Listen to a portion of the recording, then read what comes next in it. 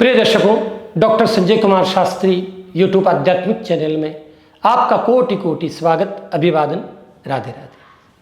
बंधुओं, पावन पितृपक्ष चल रहा है। पितरों की सेवा का ये अत्यंत उत्तम अवसर है।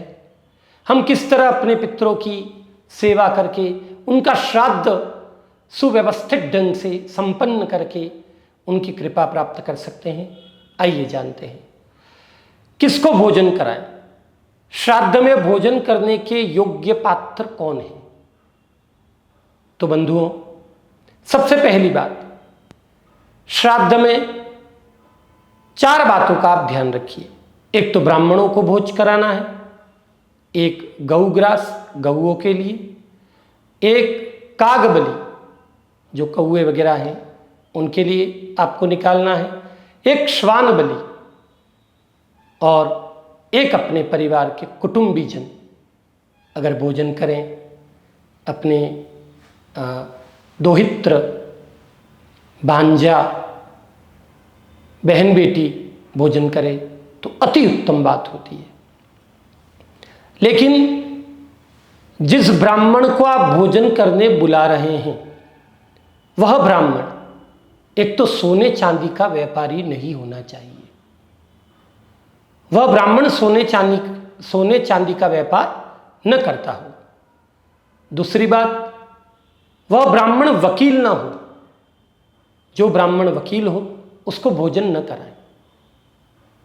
तीसरी बात, जो ब्राह्मण चुगलखोर हो, जिस ब्राह्मण की पत्नी की मृत्यु हो गई हो और दूसरा विवाह उस ब्राह्मण देवता ने गंधर्व विवाह किया हो, उस ब्राह्मण को भी श्राद्ध में भोजन करने का मत नहीं है, स्पष्ट गरुड़ पुराण में वर्णित है। अतः वकील, सोने चांदी का व्यापारी, जिस ब्राह्मण ने अपने पत्नी के मरणोपरांत गंधर्व विवाह किया हो, उस ब्राह्मण को भोजन नहीं कराना है। भोजन करने वाले अन्य सभी ब्राह्मण भोजन के लिए पात्र हैं। ब्राह्मणों की पात्रता के विषय में मैं अधिक कुछ भी नहीं कहूँगा, क्योंकि संत तुलसीदास कहते हैं रामचरितमानस में कि वंदहु प्रथम मही सुरचरणा, मैं सबसे पहले इस धरती के देवता ब्राह्मण को नमन करता हूँ। इसलिए प्रत्येक परिस्थिति में ब्राह्मण पवित्र है। जिस तरह दर्भ, अग्नि, मंत्र, दुर्वा पवित्र है, उसी तरह इन 5 वस्तुओं में ब्राह्मण देवता का भी नाम है। अतः ब्राह्मण को भोजन कराना ही है। दूसरी बात, कागबली कौओं के लिए आप ग्रास निकालिए। तीसरा, श्वान के लिए अवश्य निकालिए। सबसे पहले गौग्रास श्वान के लिए और कौओं के लिए। उसके बाद आप कुटुंब सहित भोजन करें। लेकिन मित्रों, आपका श्राद्ध तब ही सफल होगा कि आपके घर में श्राद्ध है और आपने कोई कलह कर दी, झगड़ा कर लिया, भाइयों में विवाद हो गया, देरानी जेठानी पुत्र वधुओं में आपस में झगड़ा हो गया, उस स्थान पर पितर श्राद्ध स्वीकार नहीं करते।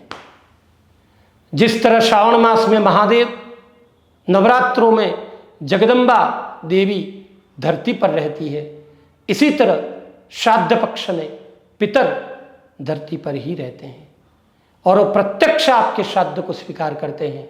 लेकिन अगर आपके घर में कोई झगड़ा हो रहा है, कोई विवाद हो रहा है, भाइयों का विवाद है, स्त्रियों का विवाद है, तो वहां से पितर भूखे प्यासे लौट जाते हैं।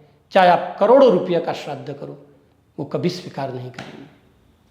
अतः ये जरूर ध्यान रखें। जिन ब्राह्मणों को आप भोजन करा रहे हैं, ब्राह्मणों की संख्या 1, 3, 5 इस तरह हो। और ब्राह्मणों को भोजन कराने जब अपने घर में बिठाओ तो नीचे बिठाओ, नीचे कुछ बिछा दीजिए आसन। फिर ब्राह्मणों का मुख दक्षिण दिशा में हो और आप पूरी स्वच्छता के साथ ब्राह्मणों को परोसें भोजन। और भोजन में केवल पक्का भोजन बनेगा। चाहे आप कितने भी अमीर हैं, कितने भी पैसे वाले हैं, लेकिन कच्चा भोजन बिल्कुल न बनाएं। उस भोजन में खीर अवश्य हो, पूड़ी अवश्य हो और कद्दू की सब्जी अवश्य हो। यह आप जरूर ध्यान रखिएगा। कच्चे भोजन जैसे रोटी, सब्जी, इस तरह की दाल, ऐसा कोई प्रकार से कच्चा भोजन आप पितरों के लिए नहीं करें। पक्का भोजन ही बनेगा। ब्राह्मणों को दक्षिण दिशा में उनका मुख हो, ऐसे बिठाकर भोजन कराएं। भोजन के उपरांत उनके हाथ में तुलसी का पत्र दें और पीतल के लोटे या गिलास में सफ़ेद तिल डालकर चुटकी भर ब्राह्मण देवता को पिलाएं। फिर उनके हाथ में जनेऊ, वस्त्र, दक्षिणा, माला, ये 4 चीज़ें अवश्य दें आपकी शक्ति के अनुसार। अगर वस्त्र देने की शक्ति नहीं है कोई बात नहीं, जनेऊ दे दें आप, दक्षिणा कुछ भी दे दें, जैसी आपकी शक्ति हो, लेकिन श्रद्धा से और पूरे विश्वास और श्रद्धा के साथ इस श्राद्ध क्रिया को संपन्न करें। और श्राद्ध के दिन अगर पहला श्राद्ध है तो ब्राह्मण देवता को बुला के महालय छठ श्राद्ध की क्रिया जरूर कराएं। श्राद्ध में तर्पण करने का बड़ा विधान है। अगर आप तर्पण करा सकें तो तर्पण भी कराएं। तर्पण कैसे किया जाएगा वो मैं आपको अगली वीडियो में और बताऊंगा। धन्यवाद। राधे राधे।